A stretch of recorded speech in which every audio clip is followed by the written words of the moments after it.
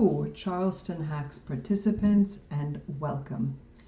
We always say that Charleston Hacks has the best people in the world. Every time we have a hack, that is proven to be true. So happy to have you here. This hack for us is unique because it is our first month-long hack. That was the inspiration for this workshop. If you are watching this workshop in the future, never fear. If you've only got a weekend hack or a 3-day hack, the workshop is valid just the same. If you need to reach out to me, I am happy to provide mentorship. Go ahead and do it on LinkedIn. My QR code is right here in the corner that will lead you to my LinkedIn. Message me anytime. Also, there's a lot to cover. I've tried to put clear chapters in so you can skip around. There is always something that I forget, so I put answers to questions and any additional notes in the description below this video. So check the description, the show notes out. There's always extra information there. That said, let's get started. So my name is Bradley. I am a former founder and a judge at Charleston Hacks. Having done this now for a few years, in pitches, there tends to be something that I would like to call magical thinking. I would like to move us toward credible product. Why? Because very often we have investors in the audience or in the judging panel. And I think it would be great if eventually one day one of us got funded. So there's that. There's also the fact that in a hackathon, because mentorship is limited, mostly because time is limited, you need to be building. There's craft is something that we have to teach you through these workshops, right? And it also helps you know what is in my mind as a judge. Super useful also for pitching and responding to guessing and responding to the kinds of questions you might get in as you go through the judging panel and the judging process. So that said, this is not the most important thing in a hackathon, right? Priority one is that you have fun, build something, network, meet like-minded people, make something for your portfolio, etc.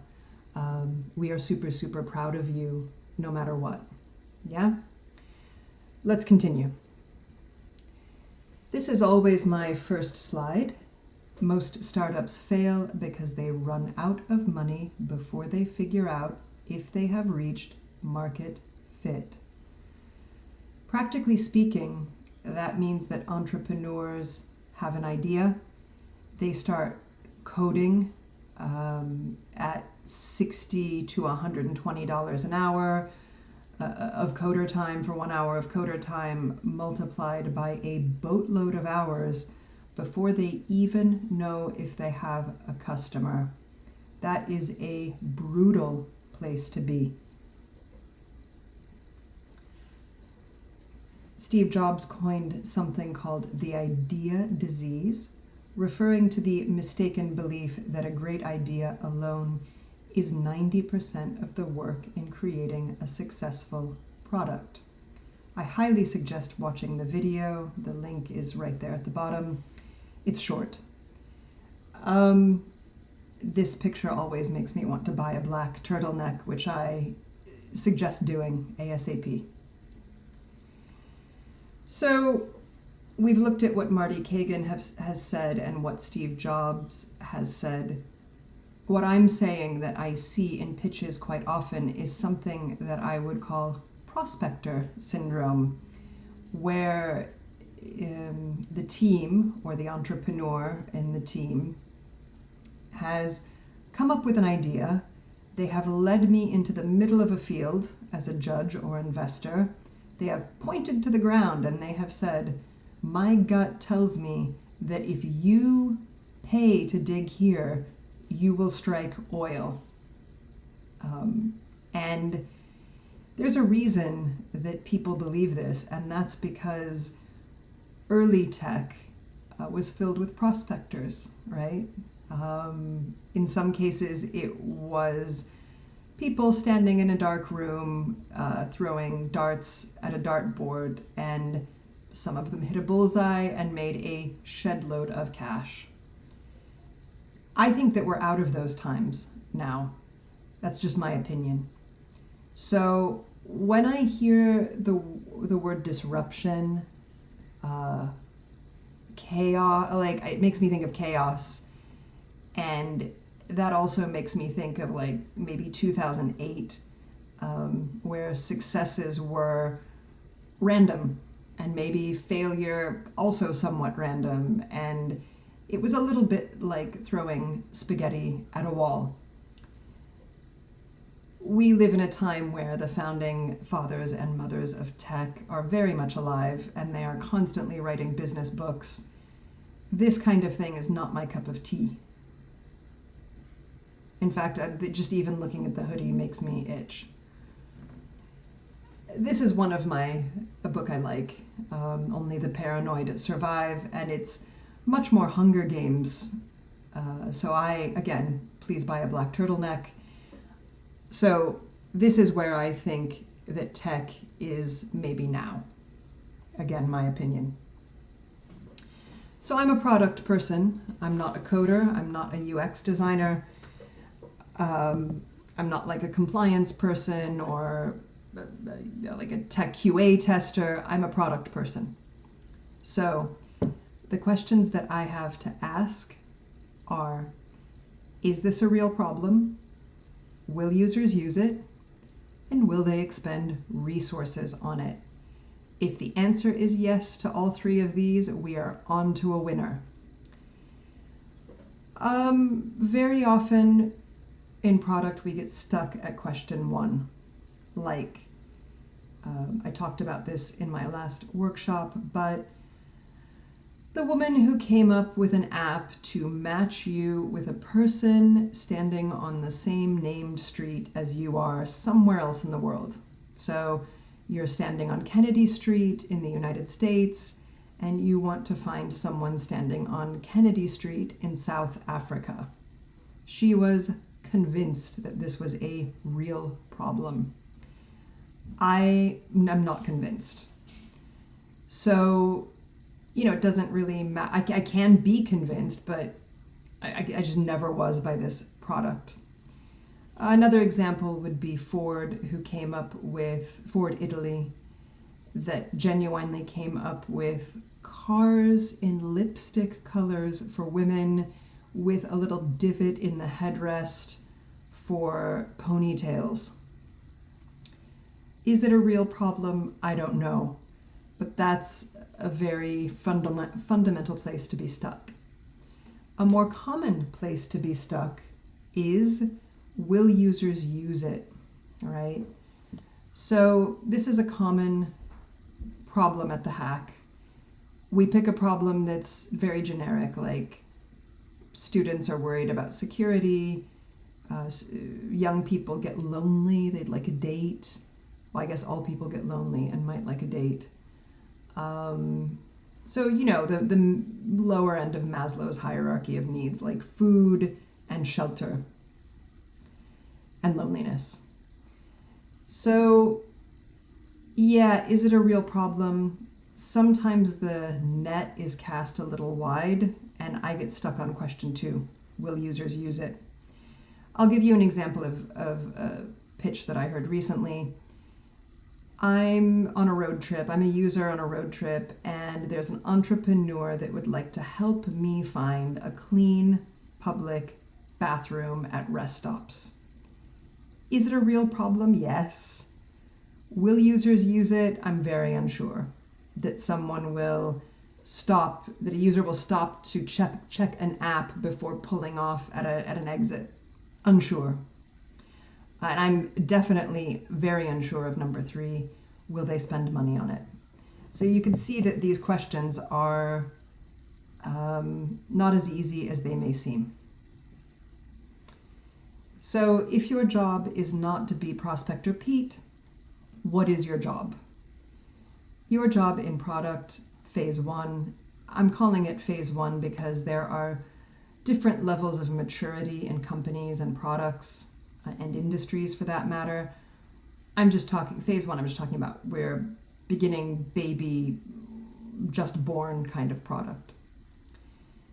This is a semi-exhaustive list. It's just for the purposes of hackathons, but increasing certainty around your product, around those 1, 2, and 3s that I just covered, managing and guiding expectations. I put stakeholders and team here, but also of the users. Leading discussions, so some of that is due diligence, like around cost and resource allocation, risk and also alignment, creating hypotheses, testing them, and then demoing them. That's Agile, right? Scientific method is Agile. If you've never tested anything, we are in trouble. We also need to be problem focused. So that's a lot of discussion about the user and not solution focused. So that's a lot of ego and navel gazing, right? Like it's very insular. It's very internally focused. When your product sees the light of day, when it sees a user, a potential user, oh, that's very humbling, and that's when product gets real serious real fast. This is the product graveyard. We know that at Google, 50% of their features fail. No one ever uses them. And in startups, the number is higher, much higher, maybe closer to 90%. I've included some failed products here. You can pause and read if you'd like to, but whenever in a pitch someone says, this is a great idea, it's never been done, I think, why has it never been done? Or has it been done and it is sitting in a repository somewhere, right? But it is great for society. So let me go back. Neither this is a great idea, nor it's great for society answers questions 1, 2, and 3 for me, right? So all of these products, blood, sweat, tear, love, and dev time went into them. It would be better if this did not happen to us, in short. Yeah, I love these memes. First-time founder, second-time founder. I used to be Barbie, and now maybe I'm Oppenheimer. Or maybe I'm Barbenheimer. I'm the person that's here to help you bridge first-time founder and second-time founder territory. Yeah, this is a classic first-time founder. Success is simple. Just build a great product and it will go viral. The question is how. How will users find you? Who are your personas, et cetera, et cetera. This is opening yourself up for a can of worms, for just an onslaught of questions by judges. For me, for my money. Yeah, been there. I feel this meme. I have another workshop on product thinking. If you're interested, please check it out. You can see the topics there on the left. From the previous workshop, if you haven't seen it, there are 3 kinds of risk in product. Feasibility, that's covered by the devs. Desirability, that's covered by your UI UX professional. Viability, that's your entrepreneur, senior stakeholder, product person. And that green circle is your 1, 2, and 3 that I was just talking about. Does the problem exist? will people use it? Will users use it? And how do you make money on it? It's very easy with this thinking to understand if a problem fails, who let the product down or who succeeded. I would also add legal viability or regulatory or compliance. All of those things fall for me into a very important fourth category.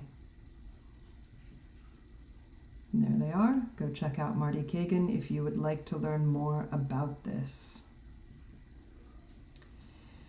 Most people think that discovery and user testing is like you have to test hundreds and hundreds of users and spend months and months of time doing discovery. You do not.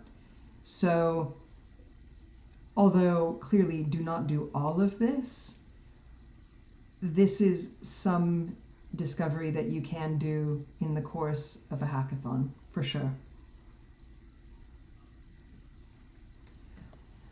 So if feasibility, usability, and desirability are, if you're used to that, here's another way of looking at that I have come across and I really love.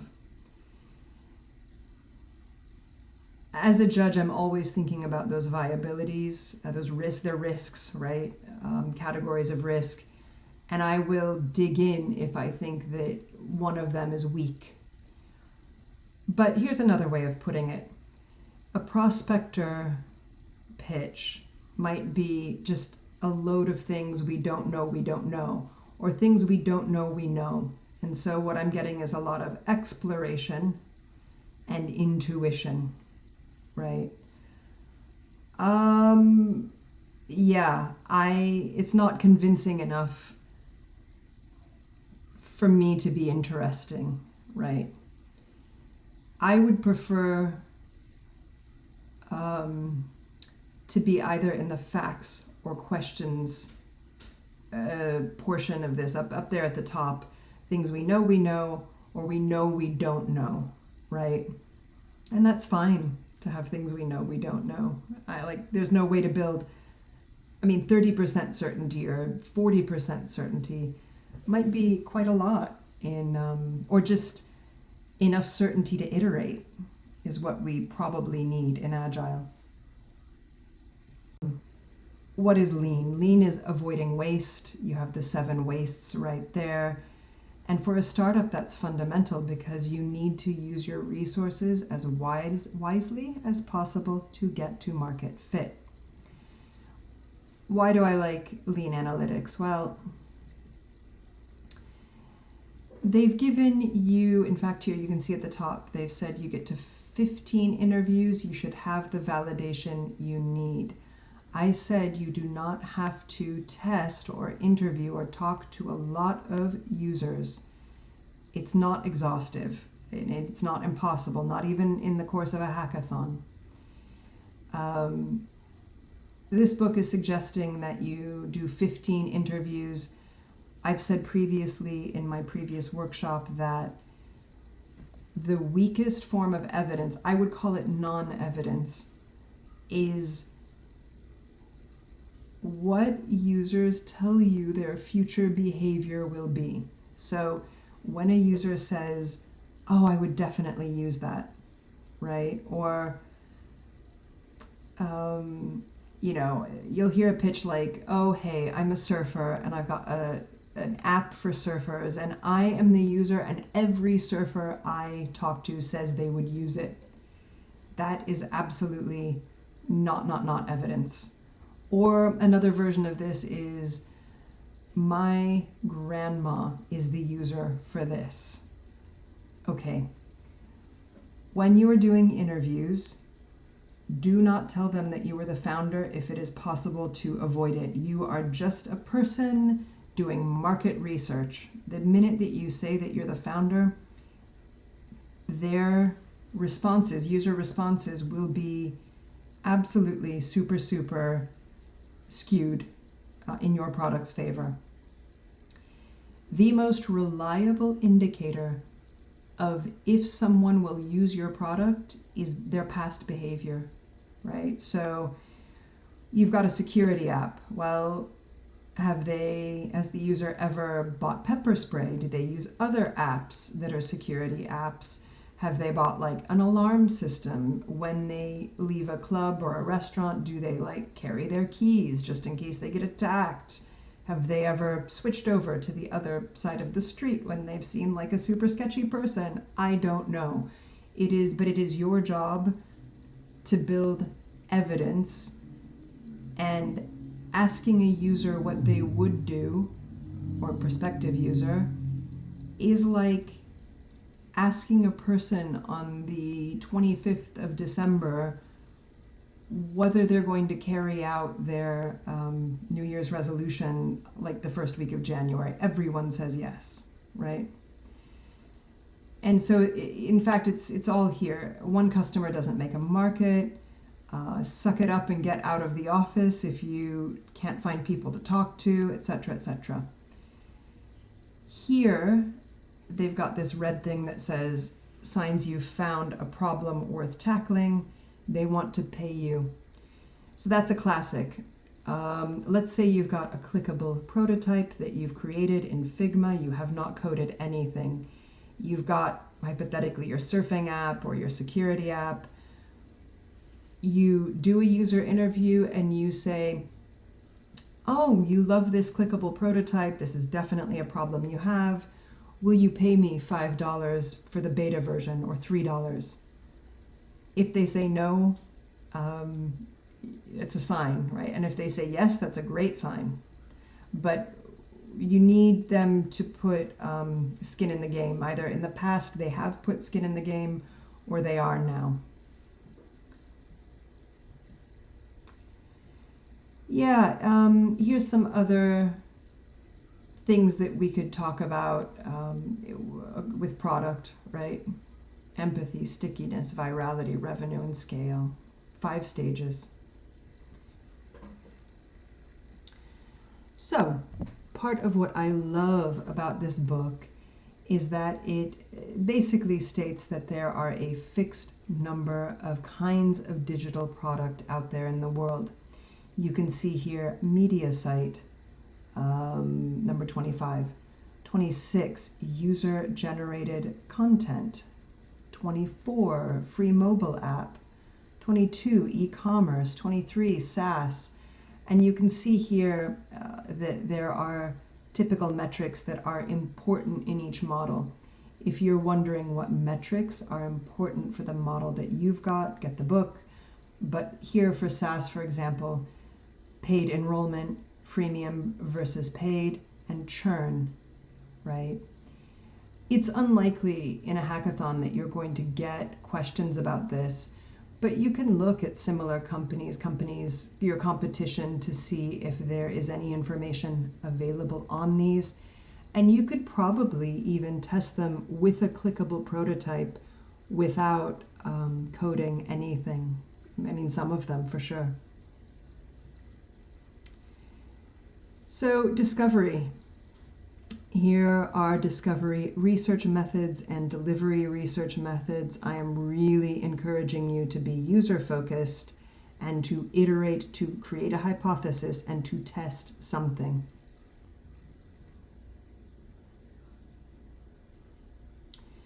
So, super important thing.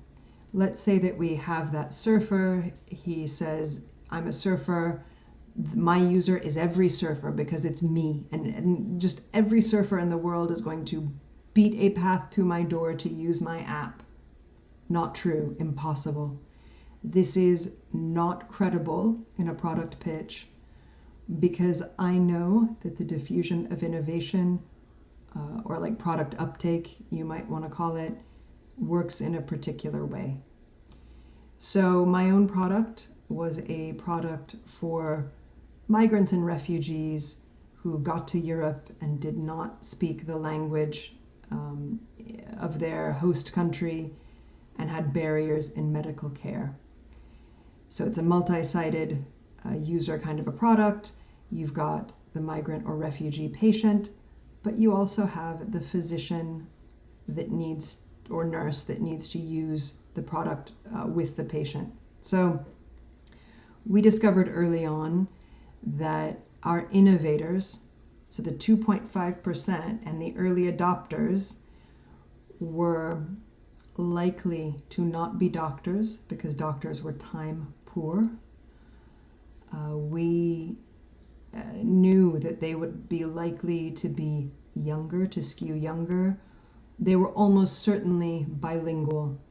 So our innovators and early adopters were nurses, mostly, and bilingual themselves, and had close ties to the country that they were bilingual, the language that they were bilingual in, which is to say they were likely to have parents that were immigrants or to be immigrants themselves.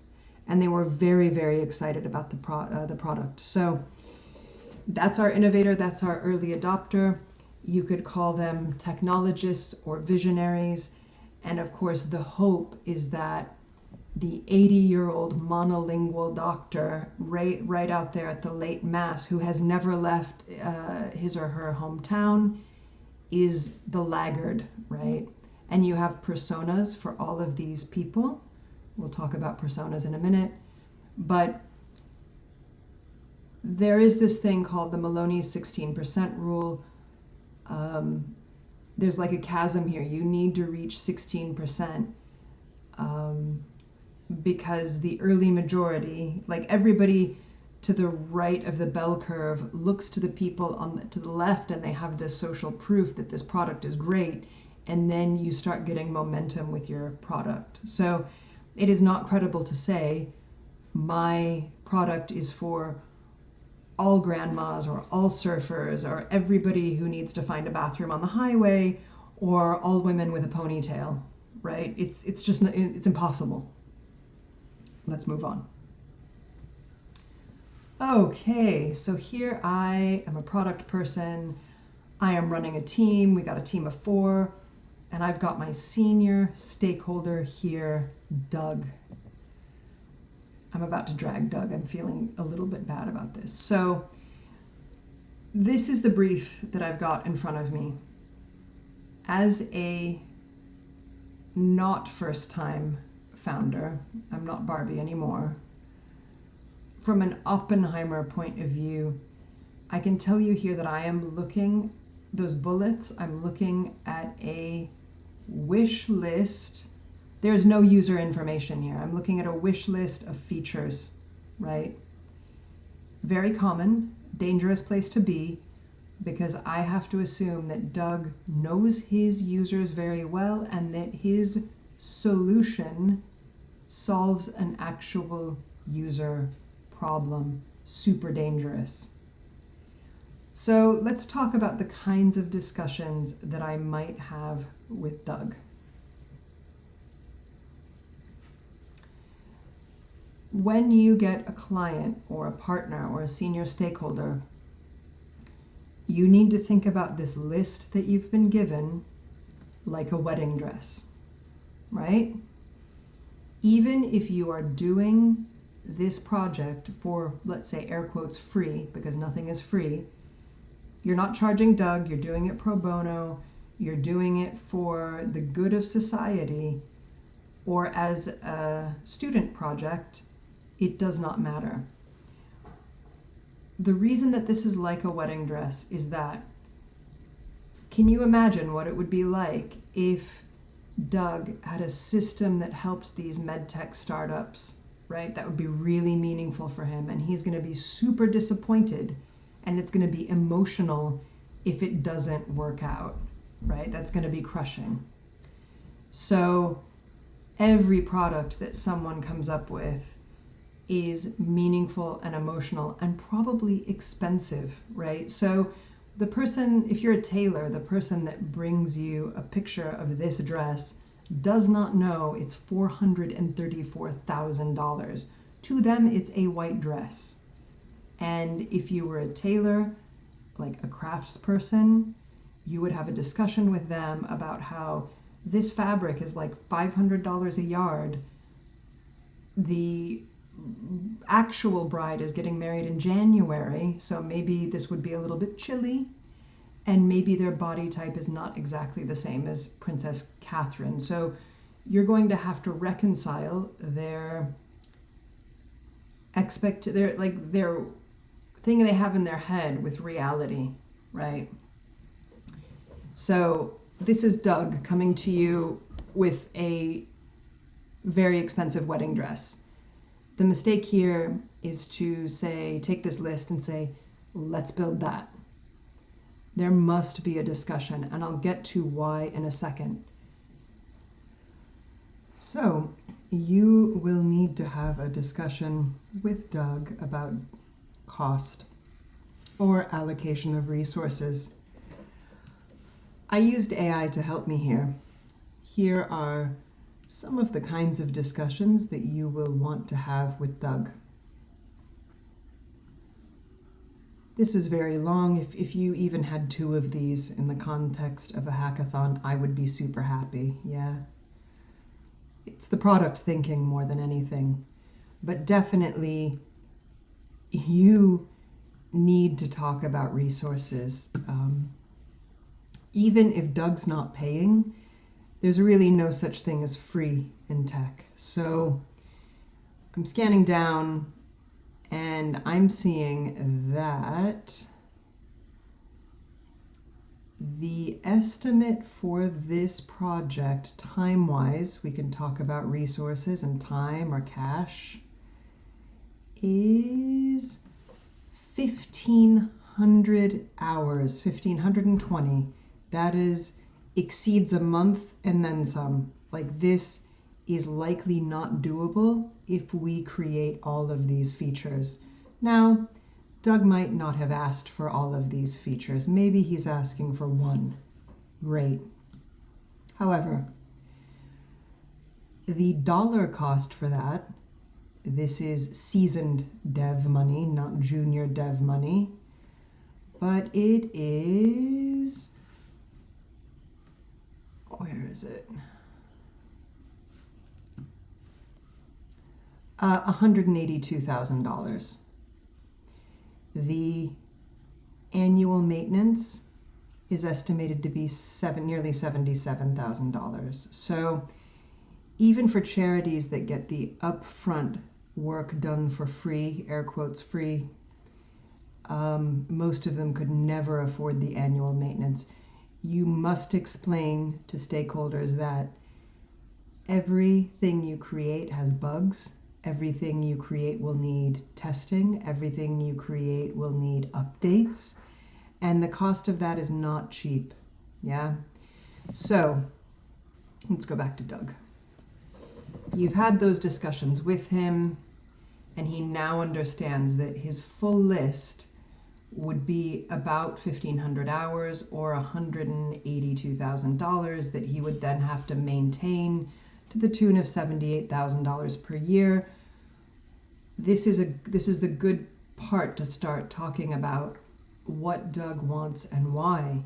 Is it a minimum viable product, an MVP, a minimum lovable product, an MLP, a single feature, a prototype to then get additional funding from investors or funders or grants? So this is a real way that people get very serious very quickly. It is also a good time to maybe introduce how sure he is that this is the solution, especially that annual maintenance, right? Because he will have to pay that even if you can provide the initial work for free or for low cost. It's a good time to start nailing down whether Doug's solutions are solving real problems, right? It's also worth considering what kind of stakeholder Doug is. He's definitely high influence, meaning he makes the decisions probably, or to a great extent he makes the decisions. He may be high interest or low interest, right? So you might say, can we talk to 5 users or six people at MUSC, potential users? And he might say, no, we can't bother them. He might say yes. He might be on the fence. You need to prepare for that, right? Because not every stakeholder is super into tech or super into discovery or super into iteration, because iteration means that at the end, Doug should be there to look at, ideally, users use the product that you've got, whatever testable code that you have. He should be there at the end of every sprint, ideally. He may not like that, right? Unfortunately, so here's, if this might be what he has in his head. Like, executive has idea. He passes that over like a restaurant, like a person at a restaurant giving the chef just like a short order cook. He might think you're a short order cook. He just gives you the ticket, you make a hamburger, and that's the end of it. This is Waterfall, very common in civic or nonprofits, right? Universities, governments, they run on Waterfall. They might not be used to Agile. This may or may not be a problem for you if they don't want to invest in the process. And that's something you'll have to split the baby, right? Create a compromise. And this is up to you, because whatever communication structure you have and you create in the early days and it sticks will be reflected in your software. So the structure of software will mirror the structure of the organization that built it, Conway's law. If this is the way that you build software and this is the way your communication structure works, you will see it in the final product. Definitely look up Conway's law elsewhere on the internet if you want examples. But here are some memes. The communication structure at Amazon mirrors its end product. Ditto with Google and Microsoft and Facebook and Apple and Oracle. Discussions. So what do we get out of discussions? These discussions that we're having with Doug, our senior stakeholder. We are getting alignment. We are deciding what hypotheses we have that we are then going to test in a sprint. Now keep in mind, again, you can decide how long your sprints are. Maybe they could be 5 hours or 3 hours, or if you're doing this in a month-long hack, maybe you could do 4 sprints, a sprint a week. Up to you. And you don't always have to test code. Again, you could test a prototype. There are people that even do napkin prototypes with like a pen. Absolutely a thing. And credibility, right? So we're trying to de-risk and add in certainty. That's what we're really doing through discussions. If you do not test users, if you don't talk to users, if you're not sure that your problem is a problem or your solution is a solution, you will end up in a meeting that looks like this, maybe even with Doug. So you'll say, okay, we'll do a pull down, and you'll get Doug's response will be something like frame 3, where Doug says, people don't like pull downs. My father won't even go near a site if it uses pull downs. And this ends up in actual pitches, right? You'll say, why did you do it this way? And someone on the team will say, oh, well, I hate this, or my cousin hates this, or everyone I know doesn't like this. That does not substitute for real testing and real iteration. Yeah, that means you got stuck here and you never created alignment or saw a real user. Here's another example. If Doug were the alumni president of a university, he might, or dean maybe even, he might want your university website to look like the circle on the left, while you secretly, if you tested, you might know that what students really want are all the things on the right. So the site on the left would essentially never get used, but it would stakeholders would walk away with the wrong assumption that it was wildly successful, right? And that's diluted. Again, this is discount usability testing, but if it's a usability issue, you can see here that you only have to test the previous, a few slides ago we said, interview 15 people, that's not a lot. For usability issues, we can see that if you test 9 people, you get, more than 90% accuracy and 90% of issues and usability. So the goal is to test a few people every sprint, test a few people, test often. I've talked a lot about data and metrics and things that you might want to talk about or cover in these discussions you're having among the team or with stakeholders. I want to remind you, however, that facts don't actually persuade people. People are persuaded with this technique by tackling expectations first, then perceptions, then beliefs, then facts, right? I'll leave that there because it's a big discussion, right? But especially because expectations are big.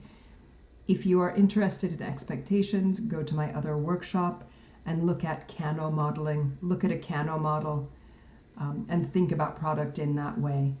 But you can't fact people into believing things, right? Another tool is reference customers. So we'll talk about user personas in a bit, but a reference customer is just like in that surfing app, that would be a real surfer that's passionate and that would use the product. They're an early adopter, right? Either an innovator or an early adopter that you keep on speed dial every time you want to test something, right? If you had 9 reference customers, that would be a lot. That would be, even 5 would be, they're real people that represent paying customers and they are just psyched about your product. We had reference customer nurses who were just very excited about the idea of medical translation. If you cannot find reference customers, it is possible you do not have a market. I fully understand that depending how long your hack is, it might not be possible to find reference customers, right? If you're a student and your product is for students, I am assuming it is maybe more possible to find reference customers. Right, so another tool that you can use if you're coming up with issues with stakeholders is that you create images, even again with a Bic pen on a cocktail napkin, that you draw out what your idea for the product is so that you are super clear on what the stakeholder wants. Because let's say hypothetically you're Doug, not actual Doug, doesn't want to let you talk to users. They're like in a real hurry. They're very sure that their solutions are the solutions. You're not talking a lot about users, problems, pain points. It's just this list of features, and you think you're going to become a feature factory. If that looks inevitable, it's good to get stakeholder sign-off, by which I mean with an image and acceptance criteria, right? Like the final version of this product should tick whatever boxes, and it could be 5, 10, 15, 20 boxes, so that when you deliver something, the stakeholder doesn't say, well, I wanted something else, right? So here is a toolkit for stakeholder discussions. Again, in terms of a hackathon, you do not need every single one of these tools. It's just, got a lot of arrows in your quiver to whip out if you need to at any time. The first might be to ask Doug how much he knows about the problem and the solution. So if Doug's only been working at MUSC like 3 weeks, maybe he doesn't know medical students. He doesn't know anything about the current systems. We know that he doesn't know about the problem or the solution, and that's lean. That's that red square right there at the bottom left. And that's what I've been talking quite a lot about. If Doug knows a lot about the problem and the solution, this is typical in a lot of hospital situations, military, where the problems and the solutions are well tracked out, hierarchical, really highly hierarchical. In that situation, Waterfall, or the short order cook restaurant model, is super useful. There are two kind of halfway, there's something between those two extremes, which are Kanban or Scrum. You can use those models as well. Again, with those wastes that we want to avoid in lean. Oh, this is the classic image that gets shown to like so many stakeholders. This is a classic. You've got your skateboard to car image. Waterfall is at the top, right? Where, your steps create a car. You are telling your stakeholder here, you're preparing them for the reality that because you are iterating with Agile and talking to users and creating something testable and making a testable hypothesis with every sprint, you may not end up with the thing that the stakeholder thinks that they want. In fact, in pitches, for me, a successful pitch is one that says, we thought surfers wanted A, but we found out that they wanted B or C or D or E or F, and now we're wildly successful because we are the most user-focused company in the world, which I think is what Amazon claims to be, right? They started out as a bookseller, they ended up as the everything company. However, the important point of the skateboard model is that you get something that is a method of transportation, you get a usable vehicle in each sprint, right? Which you don't get in Waterfall there at the top. Please look at my other workshop because it's possible that Agile is not a car or a skateboard. It's possible that it's a cake or something else. There's other metaphors for this. And you can see here, here's another similar quote along those lines. Yeah, this is the newest cake, skateboard, whatever, Mona Lisa. There's a lot of these memes out there. What is Agile? This is the AI version there that you can see at the bottom with Homer, which I think is pretty accurate, actually. Another tool that you can work with difficult stakeholders is that you can, the one on the left here, the triangle that says you can have, is the iron triangle, you can have something fast, good, or cheap, pick two, or, we've got quality, time, and budget, and that all software ends in technical debt. If you're working with a governmental stakeholder, it might be worth reminding them what Agile is, right? Yeah. Might be worth talking about customer perceived value. Some features have more value than others. Go look at my other workshop on this.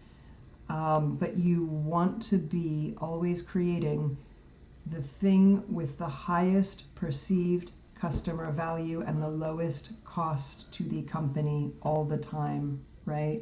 Lowest hanging fruit. So in a hackathon, an example of what not to do would be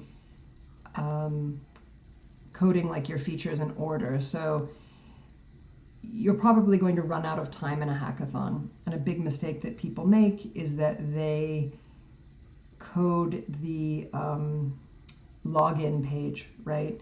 That doesn't have a ton of customer value, right? No one cares about their login page. But if you code a feature that users really care about, well, you've got the chance of having something to test and something that will gain investment. Some other techniques with Doug are also internally. I need to stop saying Doug, senior stakeholders, entrepreneurs, etc., etc. You can do your 5 whys technique. So that is literally just asking why 5 times. I used to hate this. I used to think it was a real drag. But it is useful because your conversation will go something like this. The local library will say, we need an app to sign people up for library cards, like older people. You'll say, why? They'll say, well, older people aren't coming to the library as much as they could. Why? Well, a lot of them tell us that they can't get here and they don't really think that there's that much for them going on, and they don't know about all these clubs and like movies that we have on the weekends, etc., etc. And the point is that within 5 whys, you will, if you just ask why 5 times, you will eventually get to a root problem. I used to think this was super patronizing, but it is a way to keep a stakeholder talking without sounding preachy or teachy or patronizing, right? There is another one called the how would that work technique. This happens a lot with sales departments with high value customers, right? So a high value customer, let's say B2B, comes to a salesperson and says, look, we have to have this feature built.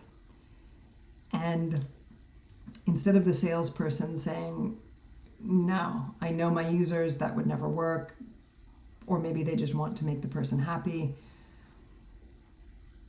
like you say, well, how do you think that would work? And then they explain it. And you say, how do you think that would work? And they explain it again. Oh, and what would the user do next after that? And very, very often they talk themselves out of the feature they're suggesting because they just hadn't thought it through. So they'll give up. Alternatively, if it's a great idea, it starts a dialogue. So again, this is another technique that is not preachy or teachy or patronizing. The one metric that matters, that's great. You might call this a North Star metric. This technique is to say, okay, hey, Doug, in 2 months or 3 months or 6 months, please tell me the one metric that matters. While you're having this discussion, it's important that this one metric combines user need with business need. So for Airbnb, it might be something like the number of 5-star rated rooms booked or rebooked, let's say, by a customer. But these are all things that focus either that you can do it internally in the team as well, but especially with an external stakeholder, focus them really quickly. All right, if you're bored, you can go read Sean Ellis. He's got a survey here for market fit, product market fit, available at survey.io. And you can see here that, businesses grow, but we are just really, really concerned with that bottom part of the pyramid. Very similarly here, again, no matter how you slice it, if you're here in the orange blocks, problem, customer segments, unique value proposition, if you have not been through those things, do not offer me a solution, right? You were somewhere in the green boxes somewhere with empathy and stickiness, if you want to talk about it that way.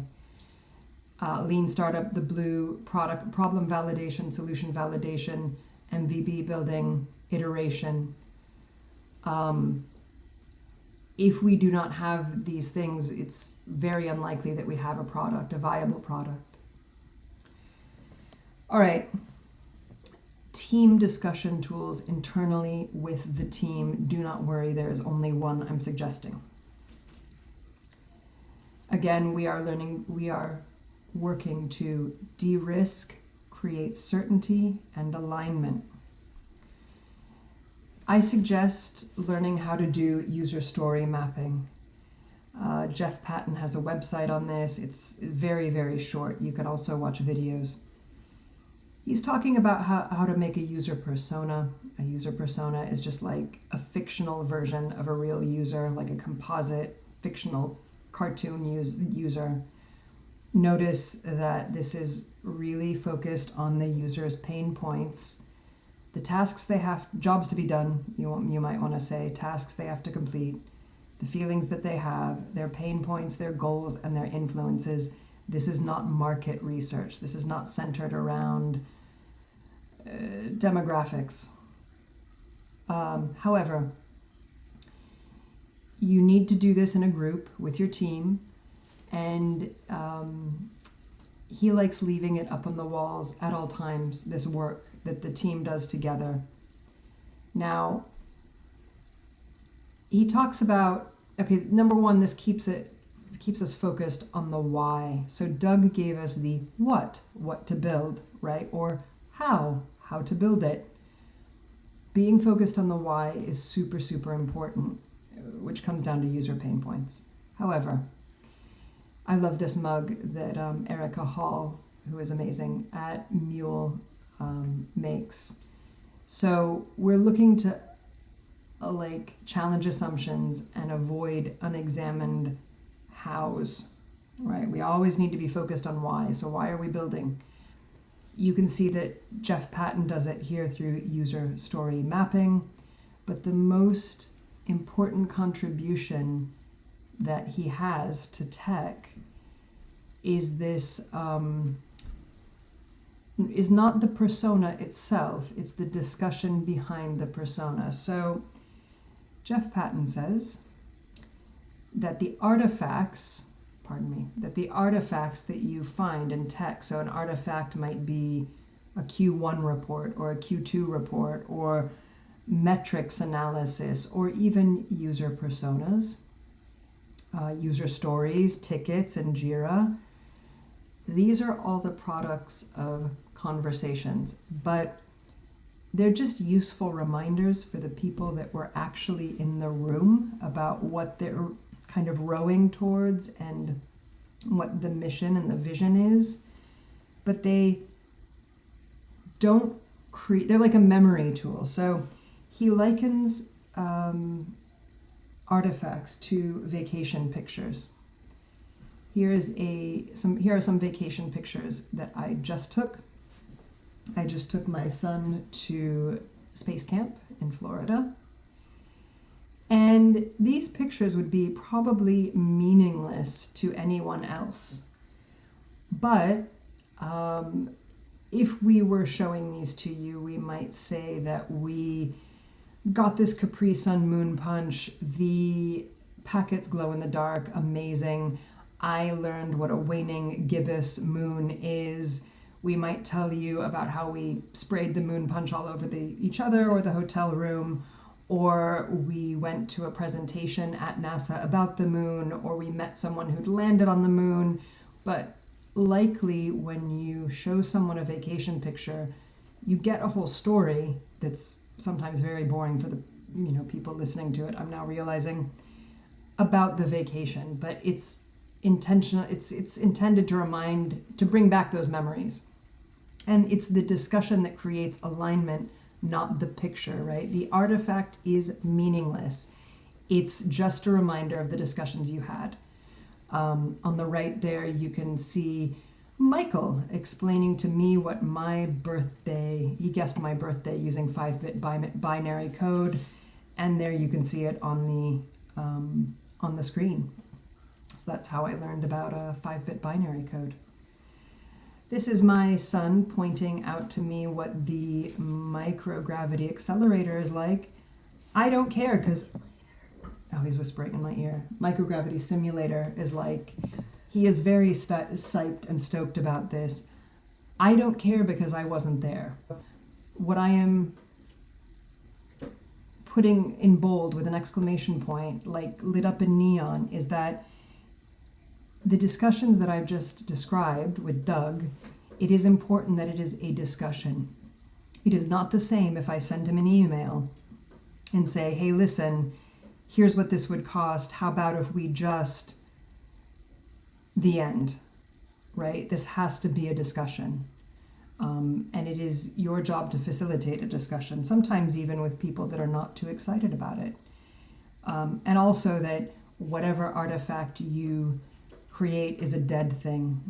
The living thing is in the discussion, and the alignment comes from the discussion that you have, right? All right, that brings us to the end. If you want your own reality check on where you are, here's some additional reading. Building Products for the Enterprise. I love this book.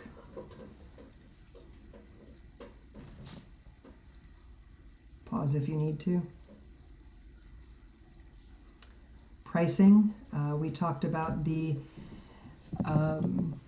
about diffusion, different kinds of users. Here's pricing that goes along with that as you pivot, as you move through the life cycle of your product.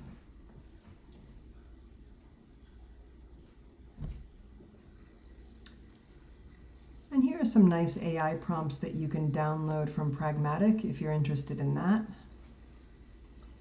And that is the end. Again, if you need anything, let me know. Feel free to reach out. If you need any kind of mentorship, I am always here. Did you want to say something, Arthur? You can say something now. You can say something now? No. No, I'm done now. You say you've stopped recording? Yeah, I'm about to stop recording. Nothing.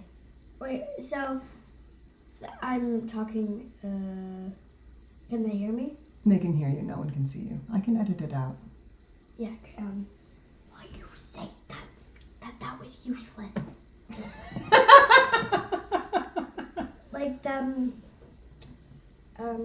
particle accelerator. The microgravity what? Simulator, why you say that was useless to you?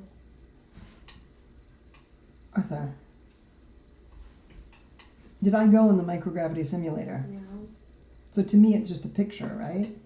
Mm-hmm. What would you like me to know about the microgravity simulator, Arthur? Come on, come over here. That it's not really microgravity.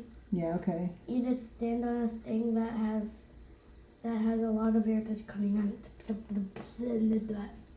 from the bottom, and you stand on a thing coming with a lot of air on the bottom. Like this. Like you look sideways and then you do instructions.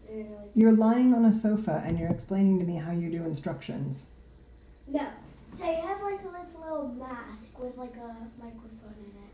The other person has another mask. And then you're like this with the microgravity seat. Come over here and explain it to me better. With the microgravity seat.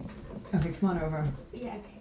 With the microgravity No, start from the beginning. What do you do in the microgravity simulator? So there's two microphones. Yeah.